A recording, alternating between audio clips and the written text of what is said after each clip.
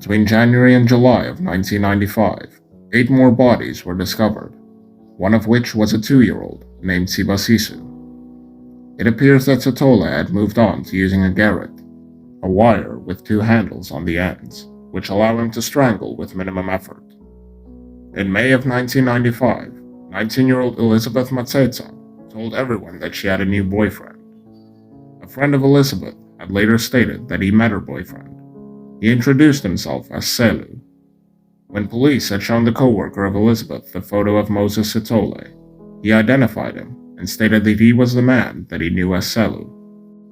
Their relationship was very brief, and her body had been discovered in a field in early April of 1995.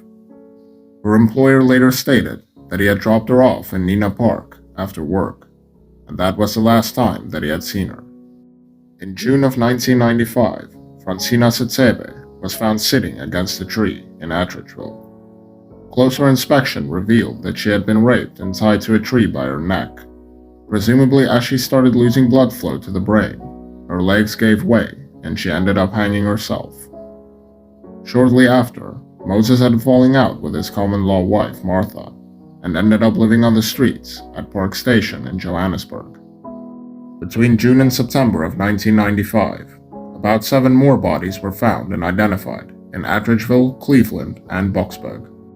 Around mid to late 1995, Moses had developed a new method to lure his victims. He had been employed at Afrox in Pretoria at the time, and he had come up with the idea to start a fake charity named Youth Against Human Abuse. It later came to be known that a secretary working for Afrox helped Moses with the application forms as well as a slogan for his charity.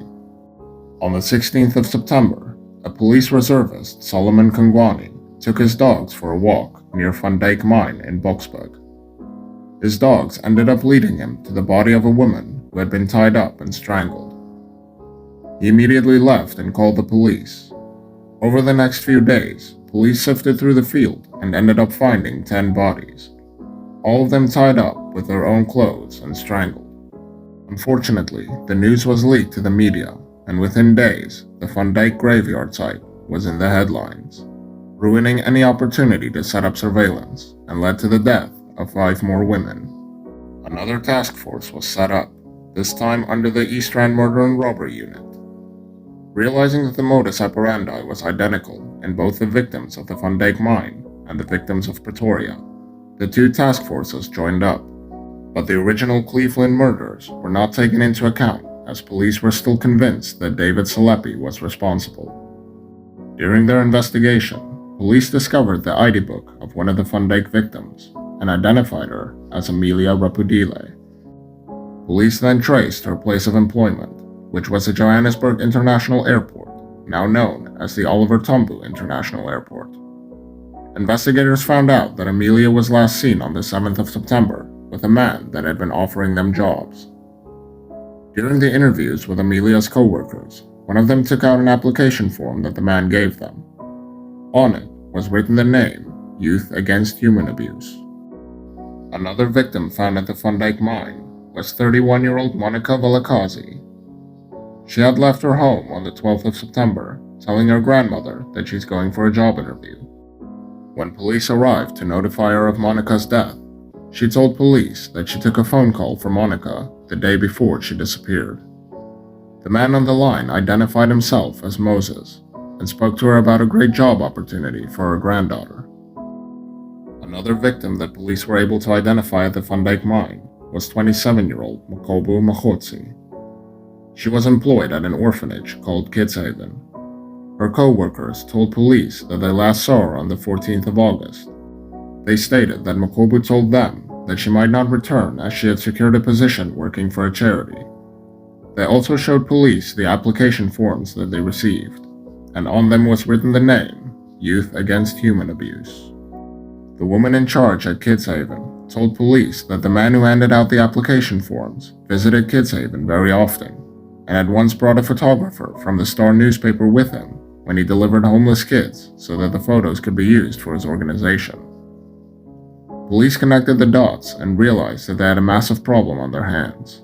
Bodies were being discovered at such a rapid rate that while investigating one scene, they were called out to another. But Moses' days were numbered. A massive manhunt was on to find Moses Sithole. On the 3rd of October, Tamsin DeBeer, a journalist for the Star newspaper, received a call from a man, simply stating that he is the man everyone is looking for. Tamsin asked the man to call her again the next day, to which Moses, who introduced himself as Joseph, agreed. Tamsin immediately notified the police, and a plan was set up to track the telephone booth Moses would use to call from. The following day, Tamsin would receive another call. She identified his voice and knew it was the same man. Moses, who still referred to himself as Joseph, took Tamsin through some of the details of his murders. She would state that Moses seemed to have been very fascinated with how his victims reacted, some fighting back, and others submitting. The call came to an end when Moses asked her to wait a minute before falling silent. Initially, she thought that Moses had been apprehended or shot, but he had actually seen someone approaching him, and believing it to be the police, he fled. Tamsin never heard from him again, but police were able to use parts of his confession to find the bodies of two of his victims. One in a ditch in Germiston, and another under a sheet of corrugated iron, close to Jupiter Station. In October of 1995, another unidentified victim was found tied to a tree by her neck. Moses, realizing that his days as a free man were running out, reached out to his sister via telephone. He asked her if her husband could give him a gun. She agreed, and a meeting was set up at a factory in Benoni. Shortly after, his sister contacted the police, and Inspector Francis Molevetsi would go undercover in hopes of capturing Moses. Moses arrived as arranged, and asked security at the factory to call his brother-in-law, who was working inside. Molevetsi told him that they are prohibited from contacting employees during working hours. Sithole grew suspicious and fled down a nearby alley. With Molevetsi closing in on him, Moses grabs an axe and struck the officer multiple times. This resulted in Moses being shot twice, once in the leg and once in the stomach. Moses collapsed and was immediately arrested. While in the hospital, he was questioned by a female officer, as they believed that he would respond better this way.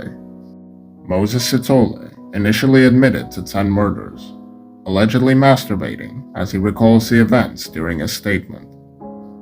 In October of 1996, Moses' trial would begin. Moses Sithole was charged with 38 counts of murder, 40 counts of rape, and 6 counts of robbery. Among these charges were some of the original Cleveland murders originally attributed to David Salepi. DNA evidence found traces of bodily fluids belonging to Moses at many of the scenes. To this day, it remains unconfirmed which of the Cleveland murders were actually Salepi's doing. All police are stating is that Moses was responsible for a lot more than he was charged with. On the 5th of December in 1997, Moses Sithole was found guilty of all the charges and received 2,410 years in prison, without the possibility of parole for more than 800 years. The judge stated that had the death penalty not been abolished the previous year, he would take great pleasure in sending Moses to the gallows. While in prison, it was discovered that Moses was HIV positive.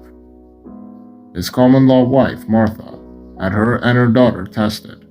They were both found to be HIV positive, leading to them passing away less than a decade later. Today, Moses is 58 and still serving a sentence at the Mongwan Correctional Center in Bloemfontein. Until next time.